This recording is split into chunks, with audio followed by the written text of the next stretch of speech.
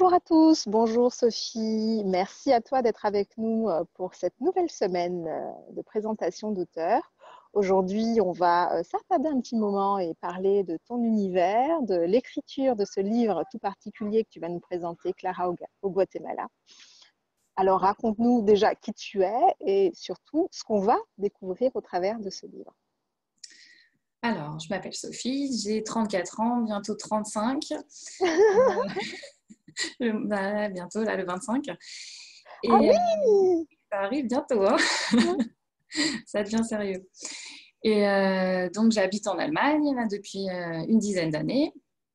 Et je suis quelqu'un qui adore voyager. Et j'ai la chance d'être tombée aussi sur mon mari qui a aussi ça pour passion. Donc, on essaye de voyager beaucoup et ça a influencé en tout cas les deux romans que j'ai écrits, dont Clara au Guatemala. Mhm. Et Clara, mon personnage principal, est une jeune fille un peu tête en l'air qui change de boulot, qui change de mec, qui est vraiment assez instable et elle ne sait pas vraiment quoi faire de sa vie. Mhm. Jusqu'au jour où elle parle à sa tante et sa tante lui parle d'un secret de famille. Alors Clara a toujours su qu'il y avait quelque chose qui s'était tramé au Guatemala, d'où sa Oui, oui. famille vient, mais elle n'avait jamais vraiment eu envie d'en savoir plus. Mais après ce que sa tante lui a expliqué, elle décide sur un coup de tête de partir.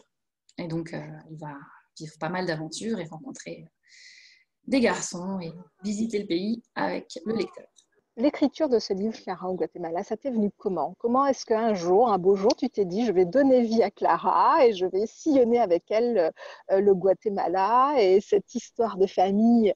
Alors, pour être honnête, je ne pourrais pas raconter quand est-ce que ça m'est venu à l'esprit de Ouais, créer le personnage de Clara. Parce que j'ai commencé à écrire cette histoire après un voyage que j'ai effectué au Guatemala. C'était en 2013. Un voyage en 2012 et l'écriture a commencé en 2013. ouais. J'ai commencé comme ça à écrire un petit peu quelques phrases parce que je voulais parler des souvenirs que j'avais eus au Guatemala, mais à travers un personnage. Parce que je voulais Oui. une sorte peut-être de journal, un peu de bord. Ouais, c'est ça, c'est ce que j'allais dire, un petit carnet de bord. Ouais. Voilà, c'était un peu ça. Et puis, un jour, ça a pris un peu plus d'ampleur et c'était toujours comme ça que j'écrivais un petit bout, puis un autre. Et puis, au bout d'un moment, ça a fait un peu plus une histoire. Et là, je me suis dit, il faut peut-être falloir que je commence à réfléchir à un plan si je veux que ça Mm, devienne quelque mm. chose, parce que ça partait un peu dans tous les sens. Et puis, mon mari, qui s'étonnait de me voir écrire sur mon ordinateur, m'a demandé ce que c'était. Je lui ai lu. Et alors, il a rigolé et il m'a dit, ah, on tient peut-être quelque chose là, hein. Il faut peut-être que tu t'y mettes et que tu fasses ça sérieusement. Et donc, il m'a donné le challenge de finir le livre. Ouais. Voilà. Ouais, super, super. Mais ça veut dire en fait qu'au départ, tu n'avais pas du tout en tête d'écrire un livre. Non, je n'avais pas du tout en tête d'écrire ce livre et j'ai toujours écrit des petites histoires. Alors, ça remonte à quand j'étais petite aussi. J'avais les aventures exceptionnelles de ma sœur jumelle, hein, qui n'existe pas. Donc, Oui, elle pouvait faire tout ce qu'elle voulait parce que moi, j'étais plutôt du genre petite fille modèle. Donc, ouais, ouais. bien que Sophie, les malheurs de Sophie, Les séquelles, tu sais, on garde des séquelles. et donc là, c'était ma sœur qui faisait beaucoup de bêtises. Après, plus tard, avec des copines, on écrivait des faux journaux pour adolescents, genre, je ne sais plus comment ils s'appelaient, Star, je ne sais plus trop quoi, Actu ou des trucs comme ça. Donc, on faisait des articles sur des stars et tout ça. Et puis, donc, j'ai Mhm. toujours écrit des petites histoires, mais je n'avais jamais Ouais. vraiment voulu écrire quelque chose de grand comme ça. Et Et puis qu'est-ce qui s'est passé alors? Ouais.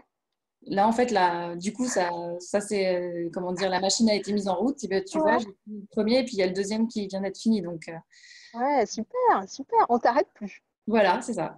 Ouais. Et tu sais, tu penses que tu continueras? C'est-à-dire que est-ce que tu sais déjà là que tu t'arrêteras pas à deux romans, que tu continueras à écrire ou c'était comme ça une envie passagère, tu as été au bout du truc et tu vas passer à autre chose? En fait, j'ai déjà commencé à écrire le troisième. Ouais, d'accord, Donc, d'accord. en fait, je pense que maintenant, la machine a vraiment été mise en route. Parce que le troisième roman, je l'ai déjà commencé. Et puis, j'ai toujours Ah des oui. espoirs pour un quatrième, un cinquième, un sixième. Bon, à savoir si ça va voir le jour, je peux pas dire maintenant. Mm. Mais je pense que c'est comme tout, en fait, c'est une habitude. Ouais.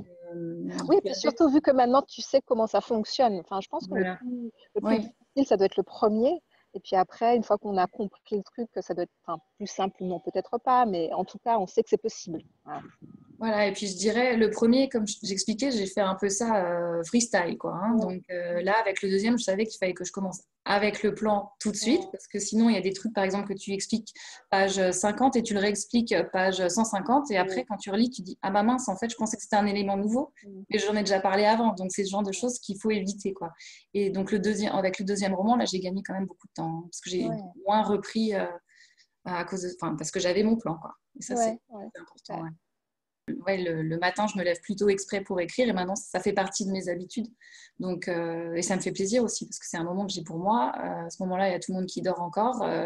C'est vraiment le truc que je Ton fais. rituel du matin. Ton Voilà, rituel du matin. Et donc, exactement. tu n'écris que le matin.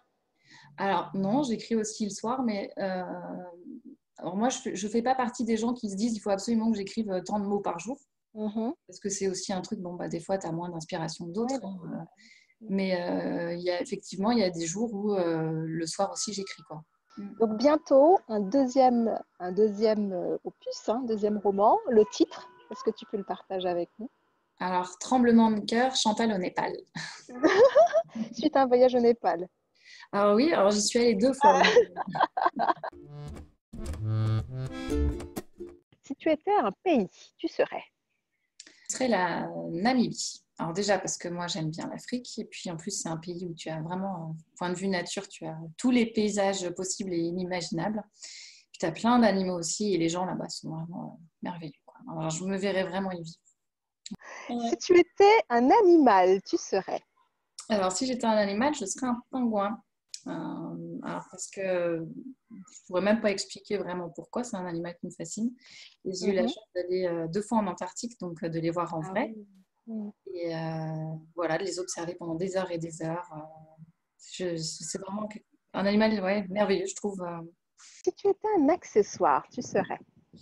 Alors, si j'étais un accessoire, je dirais un sac de voyage, parce que je pense que vous avez compris que moi aussi, je suis une globe-trotteuse. Hein. Ouais, carrément. Je ne ferais que ça. Mm. Et découvrir toujours et Et tout le tu en es temps. à combien de voyages, là? Alors, Je sais pas si tu les as comptés. ouais, de voyage, je pourrais pas te dire. De pays, j'en ai fait plus d'une cinquantaine, sachant qu'il y en a comme la Russie, par exemple, où bah, on est allé déjà 5 fois, parce que c'est tellement énorme que Ouais, tu as vraiment aussi des paysages différents. ouais, Et c'est fabuleux. méconnu la Russie, mais c'est vraiment super. Mm. Le roman est toujours à la première personne, donc c'est Clara qui parle. Figurez-vous que monsieur mon père aurait des problèmes de dos.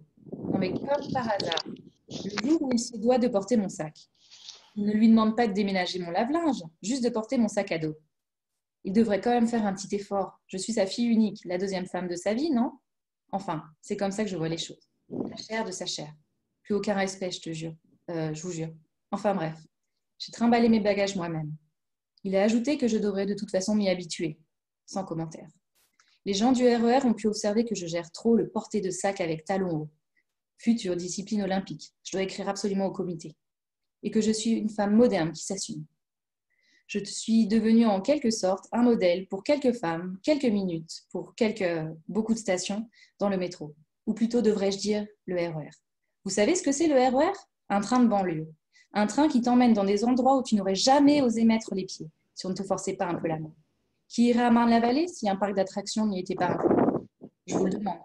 C'est pareil pour l'aéroport. On ne sait pas qui l'a mis là. Il aurait pu être sur la ligne 6 du métro, mais non, ils l'ont mis dans un endroit où personne ne veut aller, dans un pays imaginaire où tous les passagers jouent la vie en rose à l'accordéon, ou sortent de prison et demandent la pièce pour pouvoir se payer l'hôtel. Au moins, je sais quoi faire si mon aventure guatémaltèque ne s'avère pas une totale réussite. Clara, tais-toi! Ne parle pas aussi fort, tu me fais honte, me chuchote papa. Mais je ne parle pas fort, criai-je. Madame, c'est vrai que vous parlez fort. Le monsieur qui jouait de l'accordéon a bien compris que vous n'avez pas apprécié sa prestation musicale, comme toute la rame de RER d'ailleurs, ose clamer la femme à côté de nous. Mais je ne vous permets pas de m'insulter, madame. Moi aussi, je peux le faire. Je pourrais critiquer votre façon de vous habiller ou par commencer et votre allure négligée. Clara, tais-toi. La dame ne t'a pas insulté. Chut, me souffle papa excédé. Elle m'a appelée madame, m'énervai-je, aussi excédé que lui. J'adore. Elle m'a appelée madame, j'adore. Merci Sophie. Et ben de rien.